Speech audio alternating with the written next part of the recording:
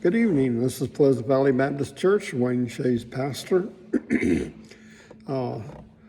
where we welcome you. As we start, I wanted to just openly say we surely appreciate Mary Hawley. We pray for you and ask you to remember us in prayer. She's a special friend from years gone by. We're doing a study now. We're leaving the practice of the church ordinance and so forth. I want to look at some cities in the life of David and how the forming of his life. You don't know it, but I started about a week and a half, 2 weeks ago, and we had a lesson on Bethlehem. Do you remember that? And we went through that. The next city we're going to look at is Gibeah, Gibeah. If you'd like to look in the back of your Bible, it's probably, you'll find it under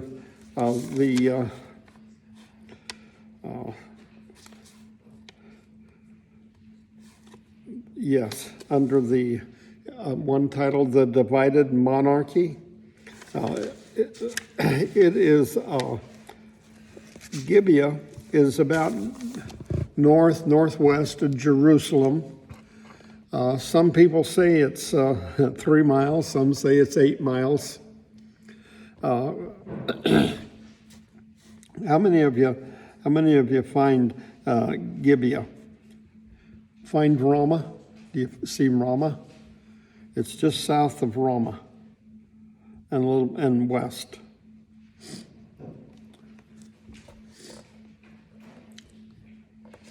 It's in the tribe of Benjamin. It's on the same ridge of mountains that Jerusalem was on. So it's between 2,400 and 2,700 feet above sea level. It may not be called Gibeon in your Bible.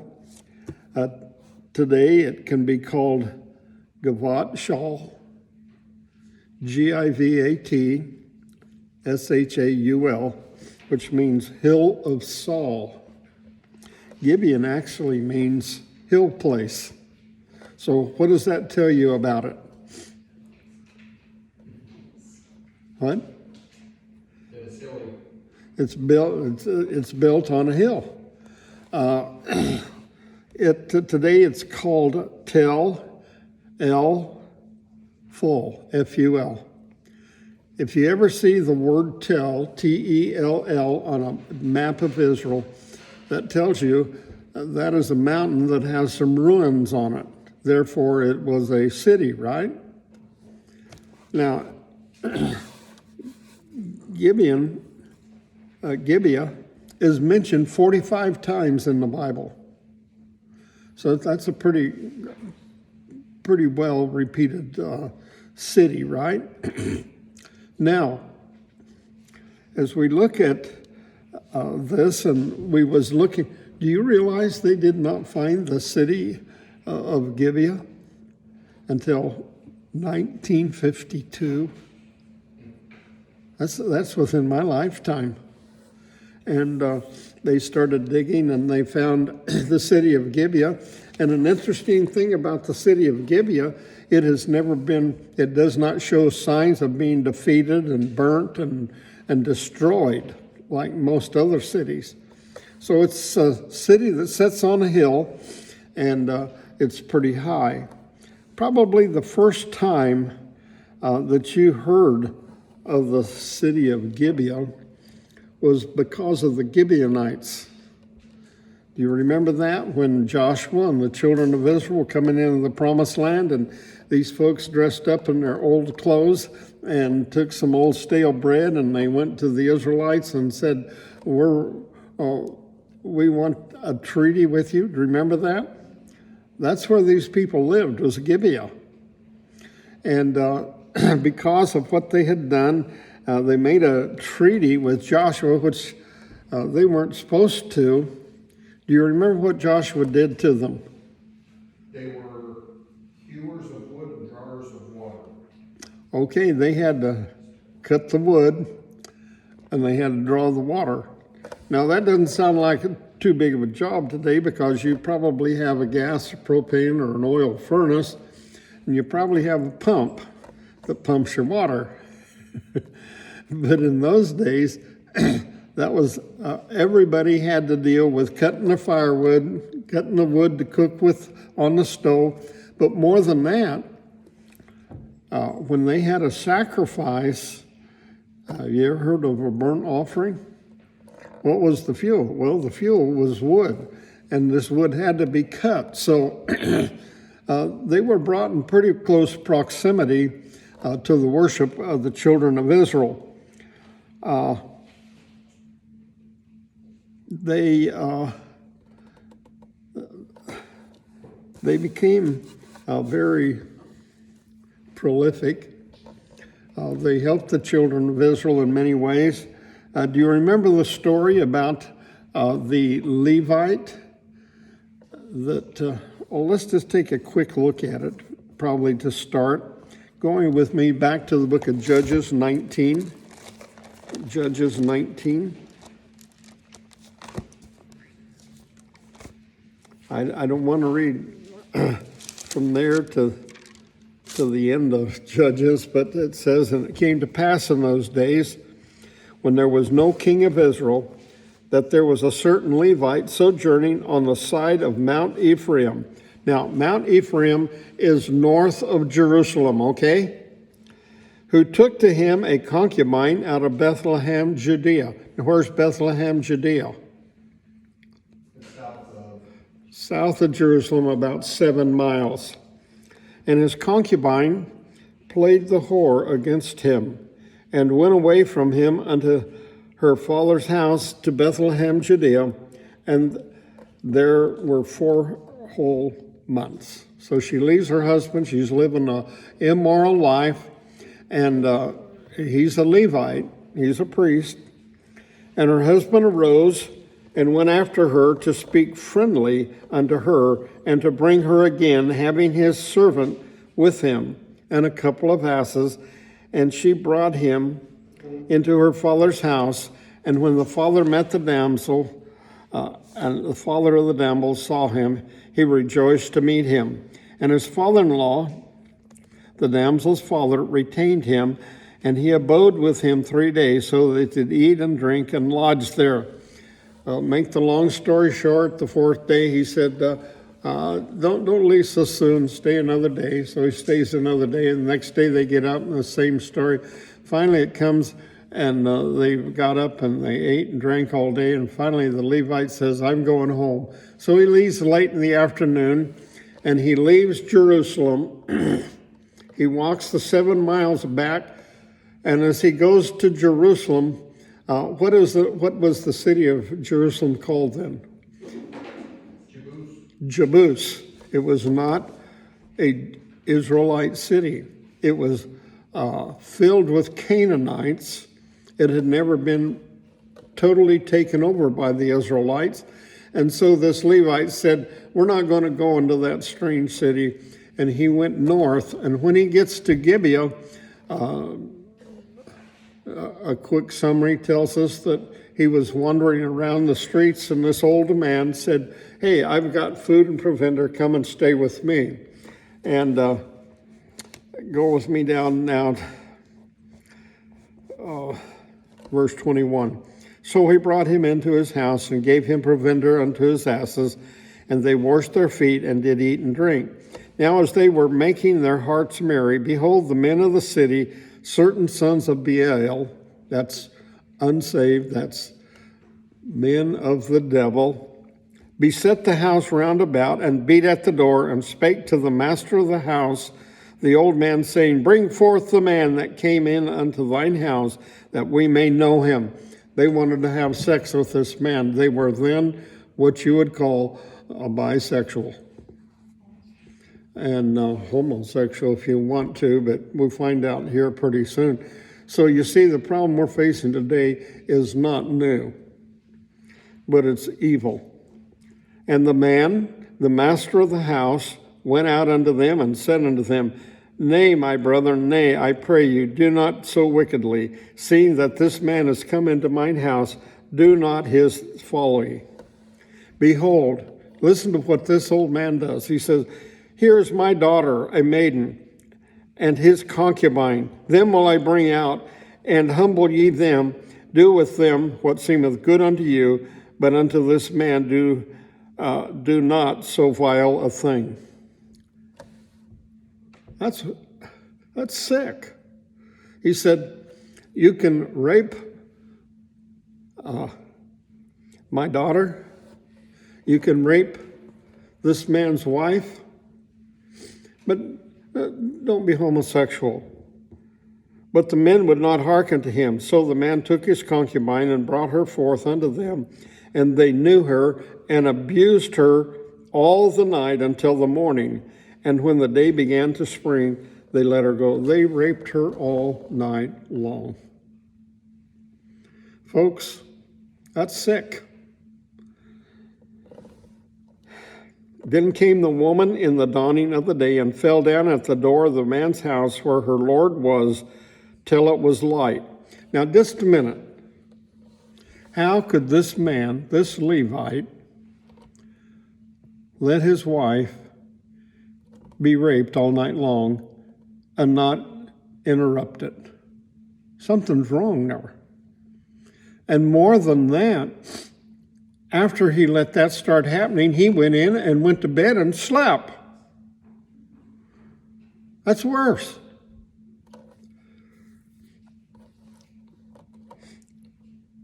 Verse 27, and her Lord rose up in the morning and opened the doors of the house and went out to go his way. What's he going to do, leave without her? And behold, the woman, his concubine, was fallen down at the door of the house, and her hands were upon the threshold. And he said unto her, Up, and let us be going. But none answered. Then the man took her up upon an ass, and the man rose up and gat him unto his place. And when he was come into his house, he took a knife and laid hold on his concubine and divided her together with her bones into 12 pieces and sent her unto all the coasts of Israel. And it was so that all that saw it said, There was no such deed done nor seen from that day that the children of Israel came up out of the land of Egypt unto this day. Consider it, take advice, and speak your minds.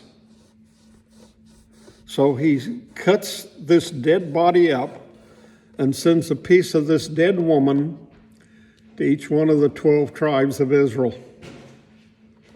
I don't have time, this isn't my sermon, but Israel, the other 11 tribes, rise up and they go to fight Benjamin. They come to the city of Gibeah, and the men won't do anything. And the tribe of Benjamin says, Don't bother us. We can do as we please. They went to war. I'll tell you what, the Israelites lost the first day, they retreated. They went to war the second day, they lost and they retreated. The third day, they set an ambush. They were numbered something like 15 to 1. The Israelites outnumbered the Benjaminites, 15 to 1. The third time they attacked the city, they feigned a retreat, and they backed up, and as they was retreating, as soon as all the men dumped out of the city to enter the fray, the ambush came in and set the city on fire and killed everybody in the city. Then, when the Benjaminites saw what was happening, the battle was turned in array, and there was less than 1,000 men left.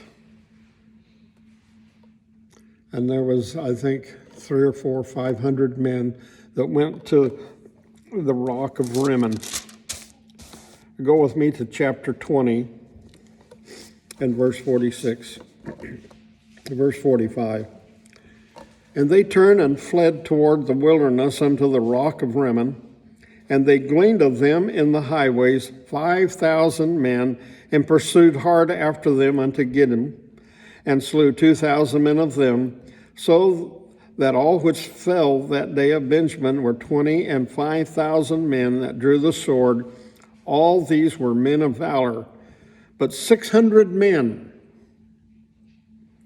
turned and fled to the wilderness unto the rock Rimmon, and abode in rock Rimmon 4 months. And the men of Israel turned against the children of Benjamin, and smote them with the edge of the sword, as well as the men of every city, as the beasts and all that came to hand. Also they set on fire all the cities that they came to. You know what they've done? They've come within 600 men of killing the entire tribe of Benjamin.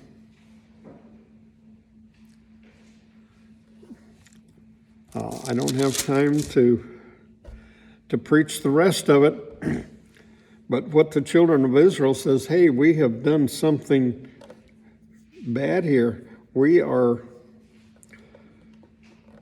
eliminating one tribe out of our 12. And what they do is they have a festival, chapter 21 and verse 21 of 20. Therefore they commanded the children of Benjamin, saying, Go and lie in wait in the vineyards, and see, and behold, if the daughters of Shiloh come out to dance in dances, then come ye out of the vineyards, and catch you every man his wife of the daughters of Shiloh, and go to the land of Benjamin. And it shall be, when their fathers or their brethren come up to us to complain, that we will say unto them, Be favorable unto them for our sakes, because we reserved not to each man his wife in the war, for ye did not give unto them at this time that ye should be guilty. And the children of Benjamin did so, and took them wives. If it wasn't so somber, these men were catching wives. And each one of these 600 men got a wife, and this is the way they saved the tribe of Benjamin. This happened in Gibeah, folks. The next time that you find Gibeah, the man by the name of Saul has been crowned king. God has had him anointed, and he's become the king.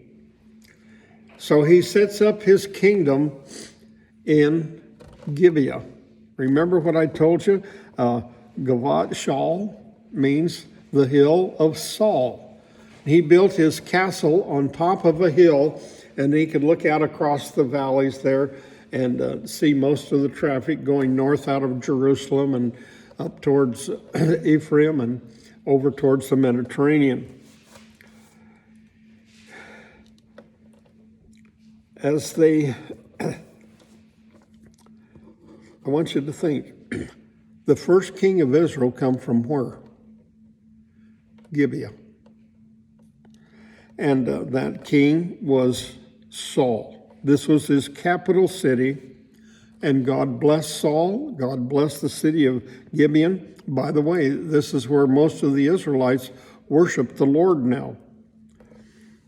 You see, you need a king in your life. Israel needed a king. You know what was happening here in the book of Judges? The very last verse says, In those days there was no king in Israel. Every man did that which was right in his own eyes. Every man needs a king. And that king is going to be one of two things. The king is either going to be the Lord or it's going to be the devil. The key question is, who is your king? You see, the Lord is going to bring David, who's going to be his next king, to Gibeah. And you know what the Lord is doing with David here? He's given him some OJT. Now, I know we're not a big military church, but what is OJT? On-the-job training. On-the-job training. In other words, while David is working, while he's growing and maturing, he's going to be taught. You don't realize what you're learning, and the time comes when you see. Today and this week we've been scrubbing 10 years of accumulation of wax off of a floor. Now, years and years ago when I had got married, I worked at Safeway. And in order to make some extra money, anybody that would stay late and mop the floors at Safeway, you could make some overtime and you get some extra money. So I had a good long experience in mopping the floors at Safeway. And they laid the rules down. Number one, you don't put wax on the baseboards. You don't put wax up to the edge of the room. You stop 5 inches or 4 inches out from all of your islands of food and from your walls and from all your coolers. You don't walk the last 4 inches. You don't walk right up to the wall. And there's no reason for wax being there. I also learned that the first thing you do when you go to mop is that you strip the old wax off. Now, mind you, Mark and I are working on a floor that hasn't been stripped of the wax for 10 years. And this person that was doing the maintenance would get her mop good and wet with wax, would run it up against the baseboards, against the toilets, against the stalls, against everything that got in her way. And when we went in to clean the floor this time, we had a big commercial floor scrubber. We had the most aggressive blade pad that we could put underneath it. And it got to the point where there was so much wax on the floor that the machine quit spinning the blade and started spinning the machine. That means if you was holding on to the machine, you were in trouble. Well, I had been in several situations in the past, and I knew what we had to do. We had to start scraping.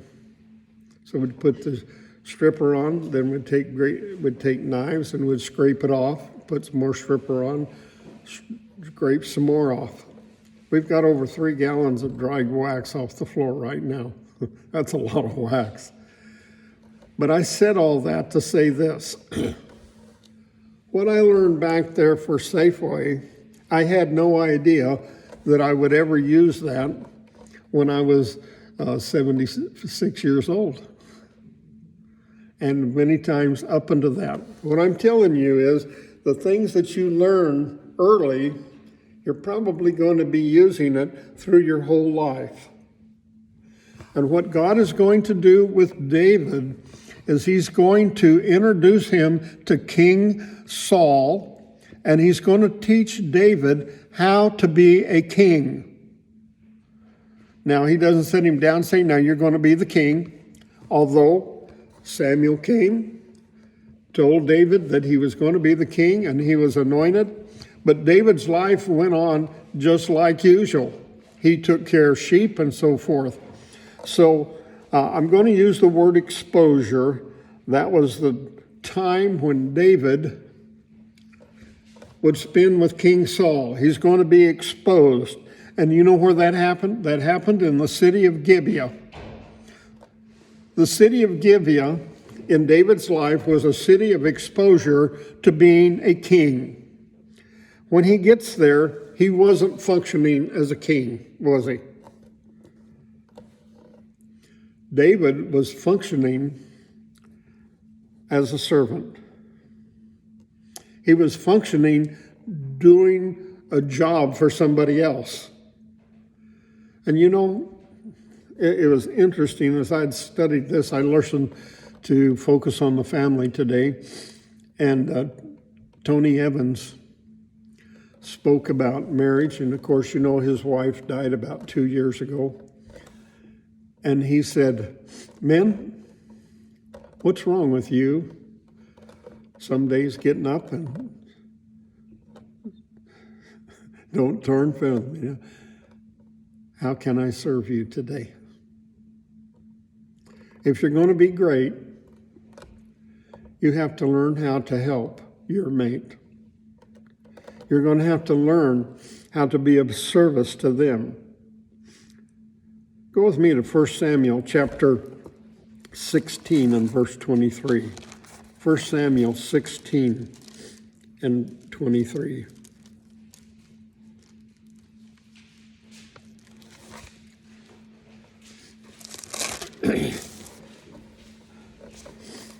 It says in verse 23, "And it came to pass when the evil spirit from God was upon Saul, that David took a harp and played with his hand.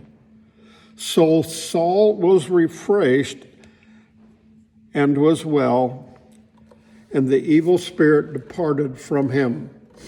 What was David taught to do? He was taught to be a person of service. What was he doing for Saul? He was playing music on his harp. You see, I'm sure his sheep knew about his harp music, don't you? I'm sure that his sheep had heard him. I think that when David was out there taking care of the sheep, and the lion and the bear comes by and these other predators, I believe that he became an expert with the slingshot, don't you? You see, because when the time came and he was going to face Goliath, he didn't say anything about being afraid. He didn't say, "What am I going to do? Run around wringing his hands?" You see, David had come to a place where he had experience. And that experience set him up. And he learned from that when he met Goliath, he knew what he was going to do immediately. He knew that he wasn't big enough to wrestle Goliath. He knew he wasn't big enough to go into a sword fight with Goliath. But you know what he did know? He knew that his slingshot had a much further reach than Goliath's spear. And when he picked up the stones out of the river, he knew exactly what he was doing because he had had experience, and he had been taught of God for what was coming up. And you see, when he kills Goliath, what is God doing there? He's building his experience even more. And as he runs towards Goliath with the slingshot, and do you think God was in where that rock went? Well, I know David had put a lot of time and finesse into that, but I'm sure that God supercharged that rock and put it right exactly on course. You see, folks, it is possible for you to be used of God. God had put him in a place. God exposed him to the prey, animals, and so forth. And God was preparing David for what was coming in his life. Little baby steps. But as he got these baby steps behind him, he was able to take bigger steps and bigger steps. He was learning lessons. This was God's school.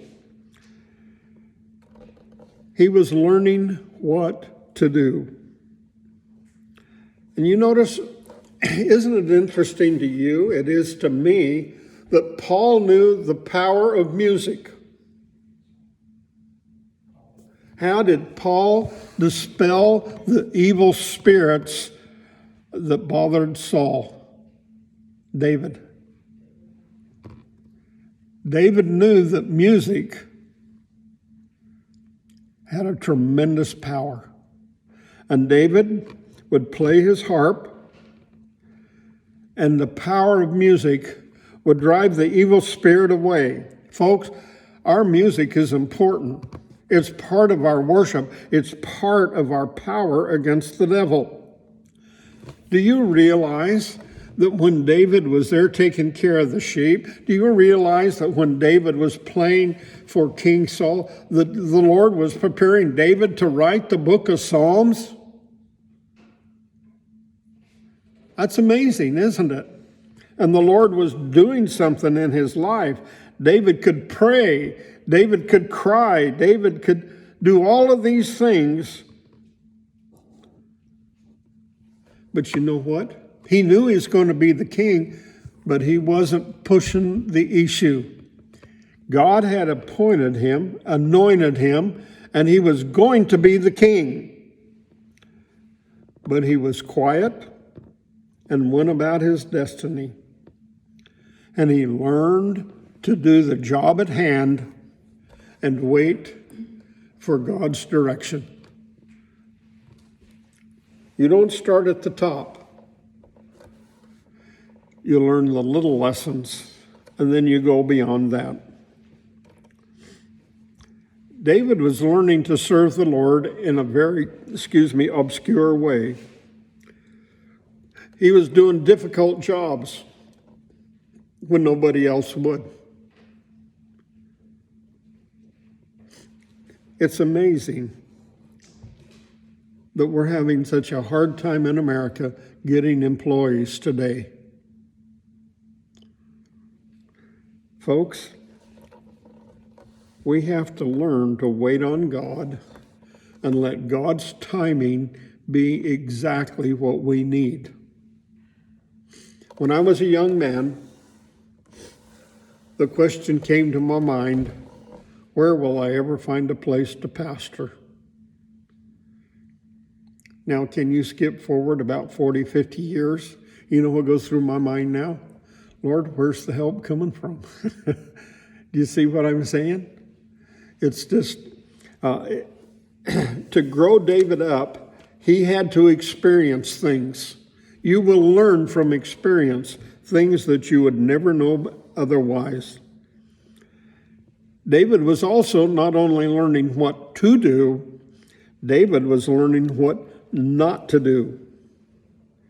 Do you remember when Samuel was in the pits and he was complaining because the spirit had left Saul? God came to Samuel and said, Samuel, straighten up.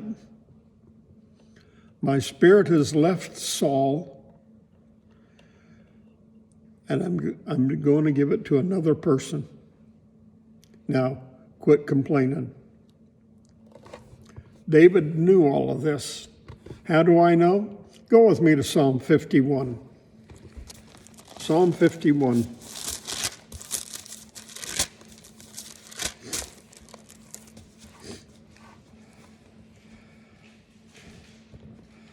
He says in verse 10, Lord, create in me a clean heart, O God, and renew a right spirit within me. You see, Saul would not judge himself. He would not discipline himself. He would not bend. He was going to do it his way. Now, verse 11, cast me not away from thy presence, and take not thy Holy Spirit from me. Wow. You took it from Saul. David says, Lord, I want you to use me. Restore unto me the joy of thy salvation, and uphold me with thy free spirit. David had learned not what to do. Let me ask you a question. How many of you ever worked a jigsaw puzzle? You ever work a puzzle? How many of you have worked a jigsaw puzzle without looking at the picture. Now, occasionally you might get a jigsaw puzzle in a bag at the thrift store. But what do you look at the picture for? You want to see the master outline, right? You want to see what's in this picture. What am I looking for? You see, David was looking on at Saul's life, and he sees what's happening. When people come, and everything was happening in Saul's kingdom, David was being exposed to other people. You know what David was doing? I think David was saying, you know, if I was the king, God's called me to be the king, I think I'm going to deal with my court differently. I'm going to do things this way, not the way Saul was. He was planning, how would I do this? How would I deal with that? You see, David was alert as he was playing music, and pretty soon the Lord was blessing David, and he wasn't telling King Saul that he's going to be the next king. But pretty soon it entered into Saul's heart that the Lord was promoting David. And pretty soon, a javelin came towards David. And he learned how to dodge the fiery darts of the devil. He learned what to stay away from. He was learning from contrast. What is good, what is bad.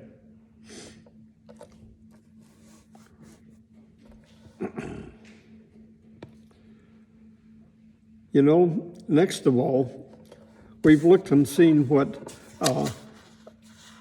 the preparation for David was all about. Now I'd like for us to think about his insight. He was looking for the signs of a good leader. Saul, when he was fighting Goliath and the Philistines, how was Saul leading the people? Well, he was in the trenches shaking. How did David lead the people? You see, David was out front, and he is telling his men, follow me. You see, in the Israeli army, there's no word for charge. The word is follow me. Where does that put the general? Where does that put the captain? That puts him out front. And David was learning that he had to be a good leader. He had to handle problems. And when he had lesser callings, he dealt with them promptly and dealt with them right. When he was taking care of daddy's sheep and a predator came by, did he run and hide? No. He met the booger head on, grabbed the bear's beard. Now, I'll tell you what, that took a lot of courage, didn't it? But I tell you what, he could fight the devil then.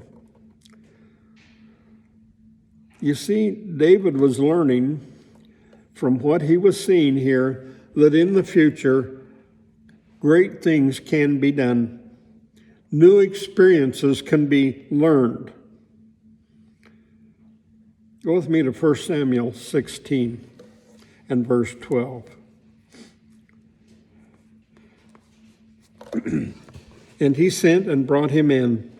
Now he was ruddy. You know what this means, Mark? This means he's probably a redhead. And withal of a beauty countenance, and goodly to look to. And the Lord said, arise, anoint him, for this is he. Then Samuel took the horn of oil and anointed him in the midst of his brethren. And the Spirit of the Lord came upon David from that day forward. So Samuel rose up and went to Ramah. But the Spirit of the Lord departed from Saul, and an evil spirit from the Lord troubled him. And Saul's servant said unto him, Behold, now an evil spirit of God troubleth thee. And they go on, and that's when they call for David. So you see, David was wanting to be part of the answer. He was wanting to figure out a way to take care of the problem. Let me ask you, Esther was a beautiful woman, but the Lord put a man in her life called Mordecai. Joshua was a mild man, but he put a Moses in his life to learn from, right? Elisha was a firebrand, but God given Elijah to learn from him, right? Do you see how each one of these cases they was learning from? And probably to me, the most classic is Ruth and Naomi. A Moabite had married a Jewish boy. The Jewish boy died. Ruth's sister-in-law said, yeah, I'll go with Ruth. And then pretty soon it went on. She said, no, I'm going home. Naomi told Ruth, go back home. I can't have any more children and so forth. And she said, no, your Lord's going to be my Lord. Your people's going to be my people. Where you go, I go. Do you see how the Lord has put examples ahead of all of these people? The Lord put a bad example, if you please, ahead of David to see what he's supposed to do.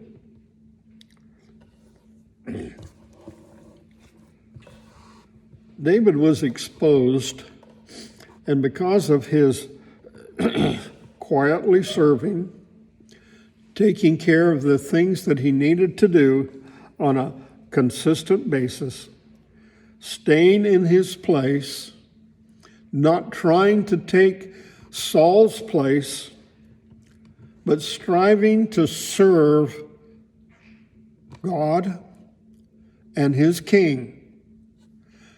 You know, it was David, the anointed king, that said, speaking of Saul, I will not touch the Lord's anointed.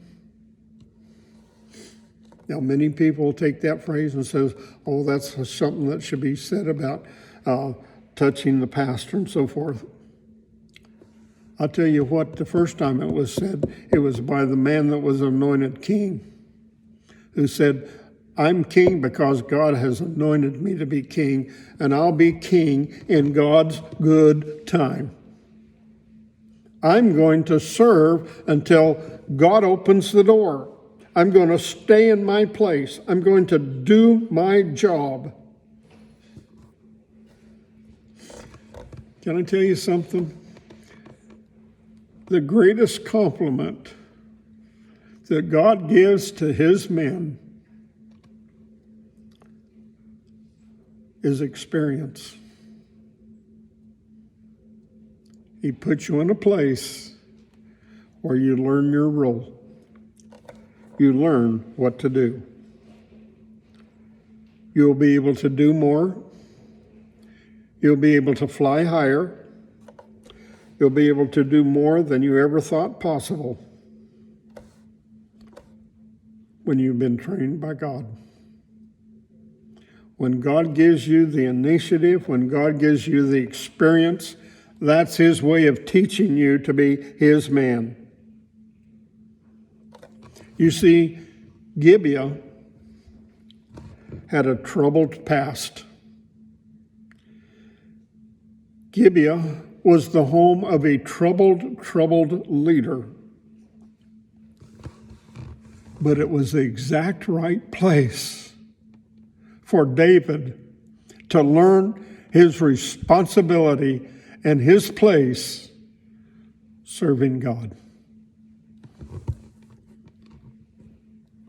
Do you understand that city of Gibeah was a city of exposure? Or could I put it this way, a city of experience for David? That was the formative years when he was figuring out how he would be the king, on how he would do things, on how he would work things out. God was preparing David for an immense responsibility. He didn't just bring him here and dump this on him, but God had been systematically training him. He brought him from the sheepfold. He brought him to Goliath. Now he's brought him face to face, working with the king. And he said, "You're going to be the king, David." And David would not hurry up the situation. He said, "Lord, I'll be king when you make me king." Gibeah, the city of experience. So this might answer some questions in your life. Why do you have to plod along so seemingly slowly? But God is preparing you to do bigger jobs and harder jobs in an exceptional way. He cares for you, and he's training you. He's the master teacher. I trust this is a blessing to your heart.